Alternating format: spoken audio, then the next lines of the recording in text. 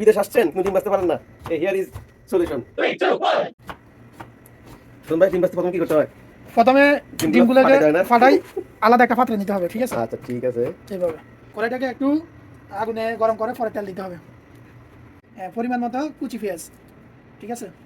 এরপরে যার স্বাদ অনুযায়ী কেউ কাঁচামরিচ দিয়ে খায়, কেউ শুকনো মরিচ দিয়ে খায়, আমরা কাঁচামরিচ ব্যবহার করলাম। আচ্ছা আমি স্বাদ বেশি না? কাঁচামরিচের টেস্টটা ভালোবাসে, কালারটাও ভালোবাসে। তারপরে পরিমাণ মতো লবণ দেওয়া হবে,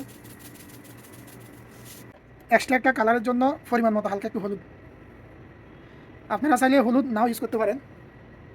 ধনিয়া পাতা, স্বাদ অনুযায়ী।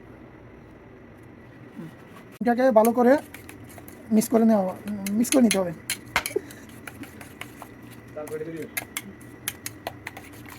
এটাকে ভালো করে গরম করে ডিমটাকে দিতে হবে।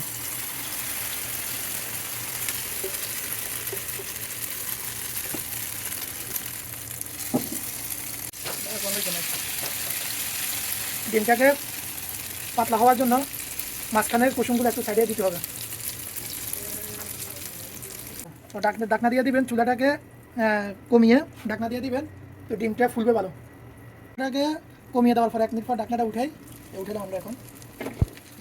এখন আমরা ডিমটাকে উল্টিয়ে নিব।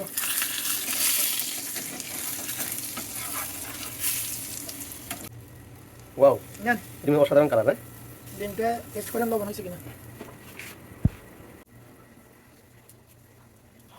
একদম গলা স্বাদ মনে হচ্ছে দেশে বসে ডিম খেতেছি।